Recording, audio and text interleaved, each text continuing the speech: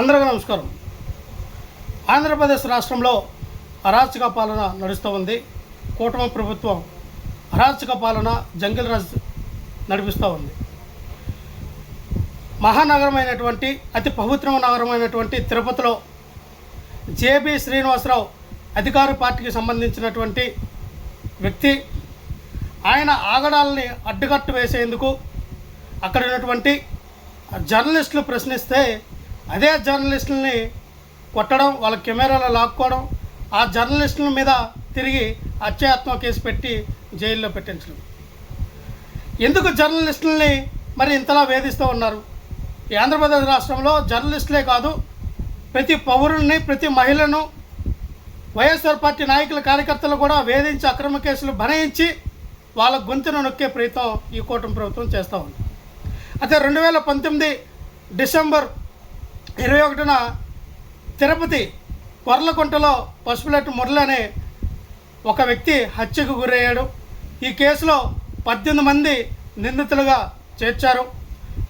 ప్రస్తుతం ఈ case court విచారణలో మరి ఉంది. ఈ కేసులో నిందితులకు జేబీ శ్రీనివాస్ అండగా నిలుస్తున్నారని మృతుడి యొక్క భార్య సత్య ప్రశ్నించారు. అయితే ఎవరైతే ఆ మృతుడు భార్య సత్య గారు ఎవరైతే ఉన్నారో ఆవిడ ఈ జర్నలిస్ట్ అందరిని కూడా తీసుకెళ్ళి అక్కడ అడుగుతూ ఉన్నారు, ఎంతవరకు సబబు, మీరు ఎందుకు వాళ్ళకి మీరు సపోర్ట్ చేస్తూ మాట్లాడుతూ ఉన్నారంటే, జర్నలిస్టులు వాళ్ళ ఇంట్లోకి తీసుకెళ్ళి మరి బంధించి, నిర్బంధించి వాళ్ళ కెమెరాలు తీసుకొని వాళ్ళు కొట్టి మళ్ళీ వాళ్ళ మీదే కేసు పెట్టడం జరిగింది. ఇది ఎంత దారుణం అంటే, ఆంధ్రప్రదేశ్ రాష్ట్రంలో మీడియాకి స్వేచ్ఛ స్వాతంత్రం లేదా? మీడియా ప్రశ్నించకూడదా? మీడియా ప్రశ్నించే హక్కు కోల్పోయిందా? ప్రజలు ప్రశ్నించే హక్కు కోల్పోయారా? ప్రశ్నిస్తే ఎదురుదాడులు చేసి ఈ రకమైనటువంటి అక్రమ కేసులు బనాయిస్తారా? ఏంటిది కూటమి ప్రభుత్వంలో? అంటే మమ్మల్ని ఎవరైనా ప్రశ్నిస్తే ఈ రకంగా అక్రమ కేసులు బనాయిస్తామని మీరేమైనా భయపెడతా ఉన్నారా? ఎక్కడ తీసుకెళ్తూ ఉన్నారు ఆంధ్రప్రదేశ్ రాష్ట్రాన్ని? ఈ సంఘటనలో ఏదైతే జేబీ శ్రీనివాస్ ఇంటి దగ్గర ఈ సత్య గారు అలాగే ఈ జర్నలిస్టులు అందరూ కూడా నిరసన కార్యక్రమంలో ఏవైతే వీళ్ళు పాల్గొంటే, అక్కడ ఉన్నటువంటి ఈ జేబీ శ్రీనివాస్ అనుచరులుగా ఉన్నటువంటి రాఘవేంద్ర, లోకేష్, ప్రభు తదితరులు తమకు తామే గాయాలు చేసుకొని తమపై దాడి జరిగిందని చెప్పి చిత్రీకరించే ప్రయత్నం చేశారు. తమ దాడిని కప్పిపుచ్చుకోవడానికి మరొక కథ సృష్టించడం టీడీపీ రాజకీయ సంస్కృతిలో భాగమైందని మనకు అర్థమవుతూ ఉంది. అంటే రాఘవేంద్ర, లోకేష్, ప్రభు ఈ వ్యక్తులకి ఎవరు గాయాలు చేశారు, ఎవరు ఆ వ్యక్తుల్ని కొట్టారు, దాని మీద సమగ్రమైన విచారణ పోలీసులు వారు చేయాలి. అంతేగాని వాళ్ళని కొట్టారని చెప్పి, వాళ్ళకి దెబ్బలైనాయి అని చెప్పి వాళ్ళు ఒక కట్టుకథ అలితే జర్నలిస్టులను తీసుకెళ్ళి వాళ్ళు అరెస్ట్ చేసి 14 రోజులు రిమాండ్లు పెట్టడం అంటే ఎక్కడికి వెళ్తుంది సార్ ఆంధ్రప్రదేశ్ రాష్ట్రం?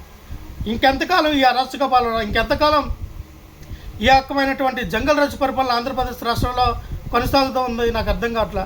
అంటే మిమ్మల్ని ఎవరిని ప్రశ్నిస్తే ఈ రకమైనటువంటి అక్రమైనటువంటి కేసులు బనాయించి వాళ్ళని భయాందోళనకు గురి చేస్తామన్నటువంటి ఒక ఇంటి ఇవ్వడం ఏదైతే ఉందో ప్రజాస్వామ్యంలో ఇది కరెక్ట్ కాదు. ప్రజాస్వామ్యంలో ప్రజాబద్ధంగా ఒక పరిపాలన ఉండాలి తప్ప, అధికారంలో ఉన్నాం కదా, అధికారం దాహంతో, అధికార మదంతో ఇటువంటి కేసులు పెట్టి మరి నిందితుల్ని, ఎవరైతే ఈ యొక్క నిందితులేమో బూచిగా చూపించడం, అలాగే ఎవరైతే జర్నలిస్టులు ఉన్నారో వాళ్ళు ఒక బాధితులుగా ఉన్నారు, ఆ బాధితులనేమో వాళ్ళ మీద అక్రమ కేసులు బనాయించి మీరు ఎలా అరెస్ట్ చేయడం, ఇది ఎంతవరకు సమావేశం అని మేము అడుగుతూ ఉన్నాం. ఈరోజున ఒక జర్నలిస్ట్ అయ్యారు, రేపొద్దున ఒక ప్రజాప్రతినిధి, మీడియా ప్రతినిధుల మీద, అలాగే రేపొద్దున రాష్ట్ర పౌరుల మీద ఇటువంటి అక్రమ కేసులు రోజు రోజుకు పెరిగిపోతూ ఉంటే ప్రశ్నించకూడదా? అడగకూడదా? నిలదీయకూడదా? మరి టీడీపీ గవర్నమెంట్ జేబీ శ్రీనివాస్ వ్యవహారంలో మరి ఎందుకు మౌనంగా ఉంది? జర్నలిస్టుపై దాడి జరిగినా సరే ఎందుకు స్పందించలేదు?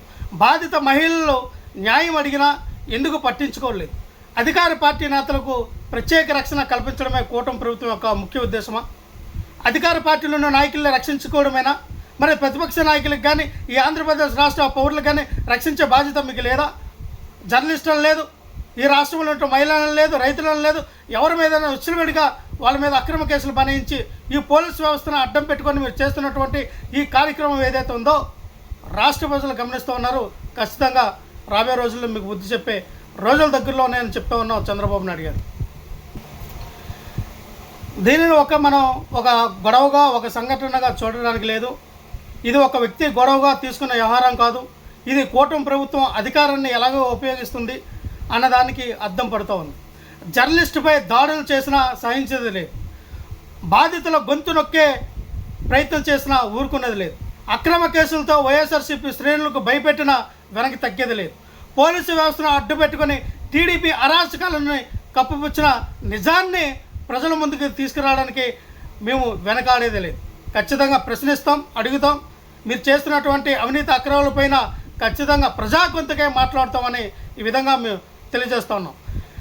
ఏదైతే జర్నలిస్టు మీద దాడిని, జర్నలిస్టుని అరెస్ట్ చేసి 14 రోజుల రిమాండ్కి పంపించడం ఏదైతే జరిగిందో దాన్ని వైఎస్ఆర్ కాంగ్రెస్ పార్టీ తరఫున మేము తీవ్రంగా ఖండిస్తూ ఉన్నాం.